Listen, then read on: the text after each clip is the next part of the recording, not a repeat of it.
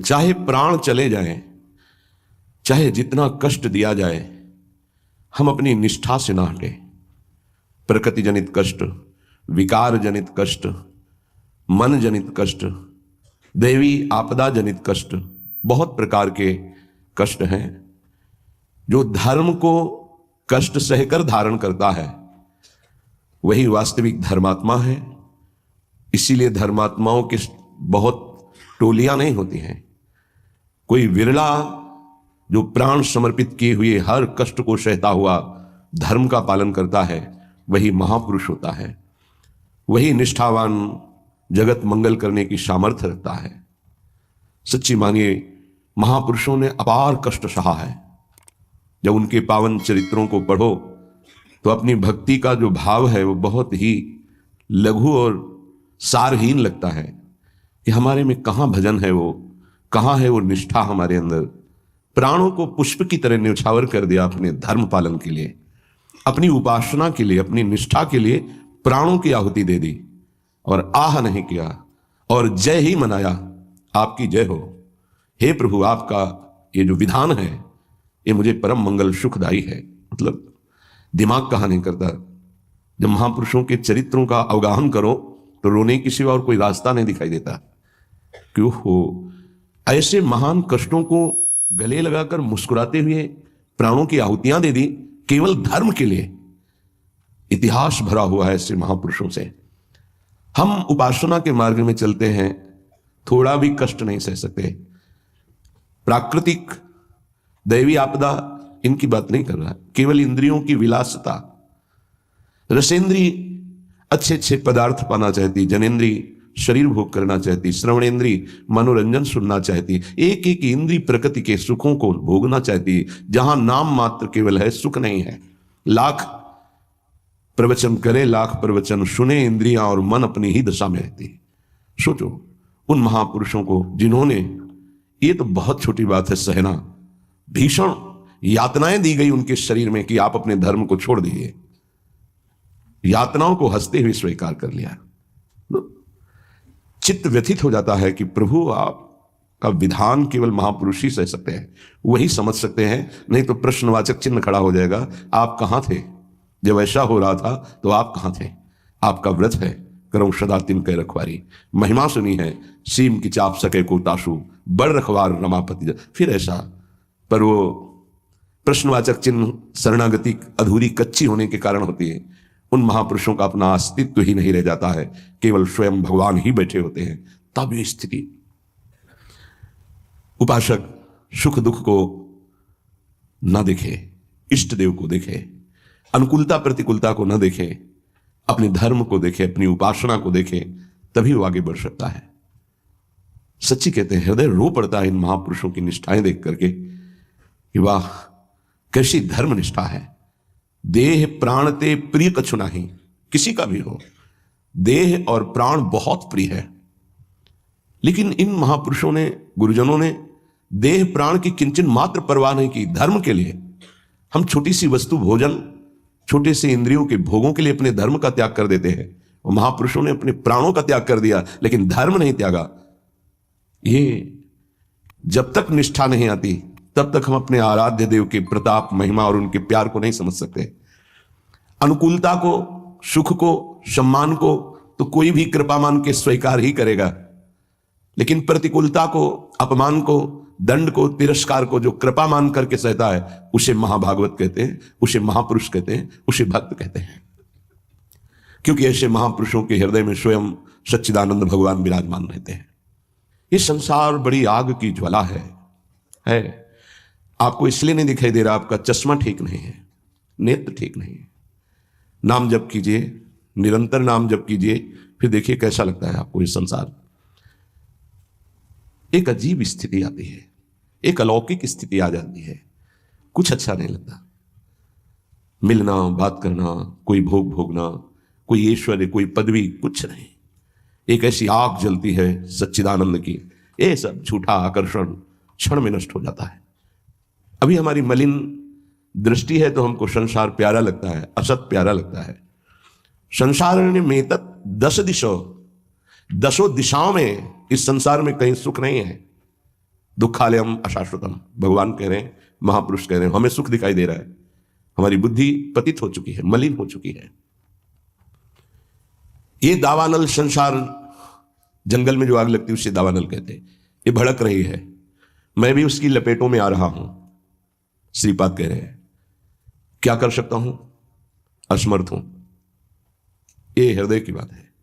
हा वृंदारण्य काम क्रोध लोभाद्यति बल बहल व्याल संकीर्ण में तत्। ये काम क्रोध लोभ आदि अनेक बलवान सर्प हैं जो अपनी कुंडली में फंसा करके डस लेते हैं और उनका विष चढ़ जाता है। कुछ तो ऐसे हैं लील ही जाते हैं, अजगर आदि। तो लील जाने का मतलब पूरा जीवन निकल गया काम चेष्टा करते हुए, समझ ही नहीं पाए। पूरा जीवन निकल गया लोभ धन की प्राप्ति के लिए, समझ ही नहीं पाए। सुखी वही है जिसने भगवान नाम का निरंतर स्मरण प्रारंभ कर दिया। वो सुखी, वो बेचारा। तुम्हें लगता है वो सुखी, बेचारा है। थोड़ी देर अगर उसके मन में अपने मन को मिला के देखो तो पता चलेगा उसका मन कितना जल रहा है, कितना दुखी है, कितना वासनाओं से गंदा हो चुका है। और शरीर छूटेगा तो बैंक बैलेंस यही रहेगा, वो गंदगी ढो के अगले जन्म में भोगेगा जाके। हा माने ये असमर्थता का सूचक है। हा वृंदारण्य किम कुर्मः, मैं क्या करूं, कुत्र यामो, कहां जाऊं, आपकी शरण ले लिया हूं। ये काम क्रोध लोभ आदि हिंसक पशुओं की तरह हम पर टूट पड़े हैं। या ब्याल वहल ब्याल संकीर्ण में तत्, इन्होंने हमें फंसा लिया है। देखो महापुरुष ये निर्विकार है, ये हमारी स्थिति को भांप कर बोल रहे हैं ऐसा। ये काम क्रोध लोभ आदि, ये ब्याल सर्प की तरह मुझे अपने में बांध लिया है। जब सर्प बांधता है तो प्रतिपल वो अपने पाश से कसता जाता है, उसकी हड्डियां चूर चूर होती जाती है, फिर वो उसे निगल जाता है। ऐसे ही काम क्रोध लोभ मोह मद मत्सर ये ब्याल की भांति हमको फंसा चुके हैं। हम असमर्थ हो चुके हैं और हमको डस लिया है, इसलिए जहर चढ़ गया है। मेरे को कोई झुका नहीं सकता, मैं धनी हूं, ऐसे न जाने कितने जहर की तरंगें उठ रही हैं। कहां जाऊं, क्या करूं। हे हरि हे हरि हे वृंदावन धाम, आपके सिवा मुझे कोई शरण में स्वीकार नहीं कर सकता। पक्का कोई स्वीकार नहीं, सब स्वार्थ के वशीभूत है, सब असमर्थ है। कौन मेरी रक्षा कर सकता है? क्योंकि अगर किसी को पुकारूं कि मेरी काम से रक्षा कर दो तो खुद काम से पीड़ित है। किसी को कहो कि मुझे क्रोध और मद से हटा दो, बचा लो, तो इस संसार में कोई नहीं बचा सकता। दो ही हैं बचाने वाले, हरि या हरि के प्रेमी जन, दूसरा कोई नहीं। तुम तुम्हार सेवक असुरारी, स्वार्थ रहित जग जुग उपकारी।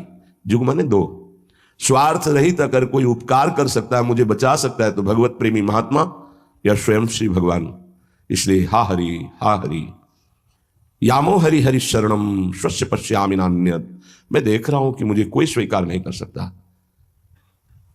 अच्छे सद्गुण और स्वार्थ की पूर्ति होती हो तो सब हाथ मिला लेंगे, लेकिन जब दुर्गुण अपने ऊपर शासन कर रहा हो और किसी की स्वार्थ की पूर्ति हमसे ना हो तो हमसे कोई बात नहीं करेगा, कोई नहीं बात करेगा। किसी से हम बात करना चाहें तो वो घृणा और त्याज्य भाव से देखेगा, गंदा आदमी, क्या है इसके पास। लेकिन ऐसे को भी अगर कोई गले लगाता है तो दो, एक भगवत प्रेमी महात्मा और एक भगवान, दूसरा कोई नहीं। भगवत प्रेमी महात्मा और भगवान कहने को दो हैं, वो एक ही है।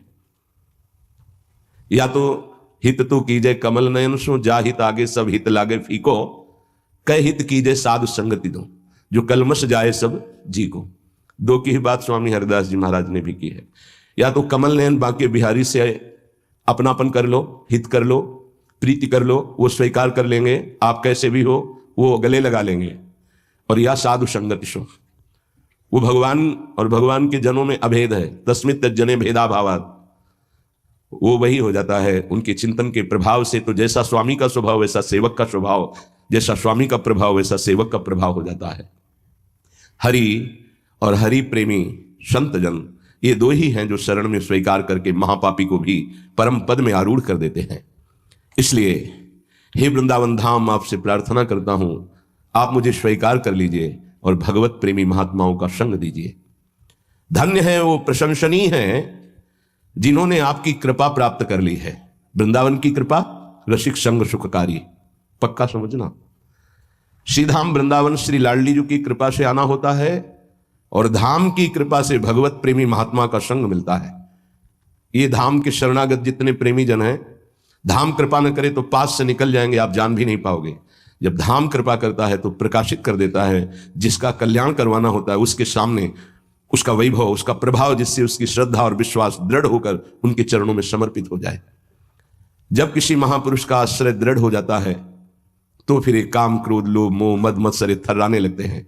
इनकी सामर्थ्य नहीं होती। ये भगवत शरणागत पर तो परीक्षार्थ प्रभाव दिखा सकते हैं, लेकिन भगवत प्रेमी महात्मा की शरणागति जिसने स्वीकार की, वहां परीक्षा भी नहीं, क्योंकि उनकी दृष्टि रहती है। हम तभी परास्त होते हैं जब उनकी अवहेलना कर देते हैं। महापुरुषों की अवहेलना ही काम, क्रोध, लोभ आदि को आक्रमण करने का अवसर देती है। यदि हम महापुरुषों के अधीन वृत्ति रखें तो काम, क्रोध आदि की वृत्ति का प्रवेश भी नहीं हो सकता।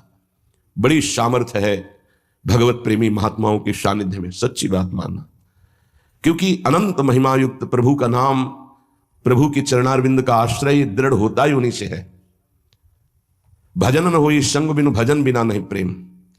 ये जो प्रेम मूल यह नाम है, प्रेमी रसिक जपति यह नाम, प्रेम मगन निज बन विश्राम श्री हरिवंश जहां रहे।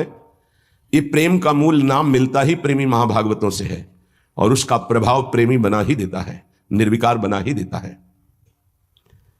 भला मृत्यु दंड जैसा सामने भय उपस्थित हो और फिर कोई नाम कीर्तन कर रहा हो, कैसे आश्चर्य की बात है कि शरीर को बड़ी पीड़ा पहुंचानी, बहुत प्रकार से प्रताड़ित करना, नाना प्रकार की दुख एक साथ उपस्थित हो जाए और वो गीत गा रहा हो, बड़ा मुश्किल। ये निष्ठा का प्रभाव होता है। नाम जिसके हृदय में गुरुदेव प्रदत्त नाम प्रकाश कर दिया। कल से शाम टाइम से बहुत हृदय व्यथित हुआ जब महापुरुषों के चरित्रों को अवगाहन हुआ, तो बार बार केवल रोना ही आ रहा था कि आप जैसी निष्ठाएं अगर किनका मिल जाए तो जीवन धन्य हो जाए। कल गुरुदेव तेग बहादुर सिंह जी महाराज का पावन चरित्र एकदम भाव में आया, पढ़ रहे थे। कश्मीर के पंडितों को जब औरंगजेब ने हुक्म किया कि सब इस्लाम धर्म को स्वीकार करो नहीं तो कत्लेआम कर देंगे, और किया उसने, बहुत कत्लेआम समय दिया उसने। भागे वो लोग। उस समय महामहिम गुरु गादी पर तेग बहादुर सिंह विराजमान थे। उनकी चरण शरण में आए और कहा, आप ही हमारे रक्षक हो, आप ही हमारी रक्षा कर सकते हो। उन्होंने कहा, जाओ और बादशाह से कह दो, पूरा चरित्र तो बड़ा है, कि अगर तेग बहादुर सिंह को इस्लाम स्वीकार करवा दो तो हम बिना किसी शर्त के सब कश्मीरी पंडित आपकी आज्ञा का पालन करेंगे। एक को परास्त कर दो तो हम सब परास्त ही, हम स्वीकार कर लेंगे। फौरन उसने, बहुत ही अन्य धर्मों की तरफ उसका नकारात्मक भाव था, उसने आदेश किया बंदी बना के तुरंत तेग बहादुर सिंह को दिल्ली में उपस्थित किया जाए। सैनिक गए। बल विक्रम गुरु गादी में प्रथम से चला रहा है। उनके पार्षद और उनकी सेना तेग बहादुर सिंह की, स्पर्श नहीं करोगे। गुरु तेग बहादुर सिंह के सामने शर्त रखी कि बादशाह के सामने तुम चलते हो या तुम्हें बंदी बना के ले चले। उन्होंने कहा, तुम चलो, हम सत्य पर चलने वाले हैं, हम स्वयं चल के आ जाएंगे, तुम्हें बंदी बनाने की जरूरत नहीं। बहुत ही नाम कीर्तन होते हुए, भगवत भक्ति का प्रचार करते हुए, खूब झूमते हुए पहुंचे। बादशाह ने तत्काल उनको काबू में किया। देखा कि अब वो तो अपने वैभव के साथ बंदी बना लिया और कहा, हमारे धर्म को स्वीकार करो। तो उनका, दुनिया में यदि एक ही धर्म चलाना होता तो भगवान ने अन्य धर्मों की स्थापना क्यों की? इसका मतलब है अपनी अपनी जगह अपने धर्म का पालन करना परम कर्तव्य है। तो तुम अपने धर्म में मुझे कैसे बदल सकते हो? तुम्हारी सामर्थ्य नहीं है। बड़ी कष्टप्रद परिस्थिति प्रकट की उसने, बहुत ही क्रूर कर्मी। एक नहीं, बहुत महापुरुषों को बहुत प्रकार से दंड दिया है इसने। एक लोहे के पिंजड़े में गुरु तेग बहादुर सिंह को बंद कर दिया। सैनिकों को, उसके पास अपार सैन्य बल था, तत्काल बंदी बना लिया गया। बहुत दिन तक उनको प्रताड़ित किया गया लोहे के पिंजड़े में, बहुत तरह से। हर बार वो उनसे जब पूछते, अगर आप स्वीकार करें तो जो पद कहे, मैं अपने राज्य का बादशाह था, मैं दे सकता हूं। अगर नहीं स्वीकार करते तो परिणाम तुम्हें भयंकर भोगना होगा। तो उन्होंने हंसते हुए कहा कि प्रभु ने जिस धर्म में मुझे स्थापित किया है, तेरी सामर्थ्य क्या है? कड़वे ही शब्दों से, तेरी सामर्थ्य क्या है कि मुझे परास्त कर सके? और उस समय उन्होंने पद गाया, भाई मैं धनु पाइयो हरि नाम। मन मेरो धावन ते छूटियो, करी बैठो विश्राम। भाई मैं धनु पाइयो हरि नाम। माया ममता तन ते भागी, उपजो निर्मल ज्ञान। लोभ मोह यही परसी न साके, गही भगति भगवान। भाई मैं धनु पाइयो हरि नाम। देखो, भीषण प्रताड़ना, कष्ट, मृत्यु भय उपस्थित, और वो गा रहे कि भाई मैंने हरिनाम रूपी परम धन पाया है। मन मेरो धावन ते छूटियो, अब मेरा मन कहीं भाग कर नहीं जाता, दौड़ भाग खत्म हो चुकी है। करी बैठो विश्राम, अब तो नाम में विश्राम पा गया है। इस तन को पीड़ा पहुंचाई जा सकती, पर मेरा अब इस तन से कोई संबंध नहीं है, क्योंकि माया भाग गई है नाम के प्रभाव से। तन से कोई ममता नहीं रह गई। उपजियो निर्मल ज्ञान, इसी नाम के प्रभाव से निर्मल ज्ञान का प्रादुर्भाव हुआ है। लोभ मोह यही परसी न साके, गही भगति भगवान। कोई भी तुम प्रलोभन दो, हम मेरे मन को नहीं लुभायमान कर सकता, और कोई भी भय दो तो अब मेरे शरीर का मोह नहीं, क्योंकि मेरे हृदय में भगवान की भक्ति जागृत हो गई है। जन्म जन्म का संसा चूका, रतन नाम जब पाइया। तृष्णा सकल विनाशी, मनते निज सुख माहि समाइया। जन्म जन्म हो गए भटकते हुए, अब कोई संशय नहीं रहा। मुझे नाम रूपी रतन मिल गया, सब संशय खत्म हो चुके हैं। जीने की भी तृष्णा खत्म हो चुकी है, सकल वासना नष्ट हो चुकी है। मेरा मन निज सुख में समा गया है। जाको होत दयालु कृपा निधि, सो गोविंद गुण गावे। कहु नानक इह विधि को संपे, को गुरुमुखी पावे। कह रहे, जिस पर भगवान दयालु होता है, कृपा निधि होता है, वही भगवान के नाम गुण को गा पाता है। नानक साहब कहते हैं, अब कोई संशय नहीं, कोई इच्छा नहीं, क्योंकि गुरु को समर्पित हो गया और गुरु मुख से नाम पा गया। ये बहुत बड़ी उपलब्धि है। अब इसका परिवर्तन नहीं हो सकता। कोई संशय नहीं रहा, कोई मोह ममता नहीं रही। हमारे हृदय में नाम विराजमान है। मेरा मन सुख सिंधु में समा गया है।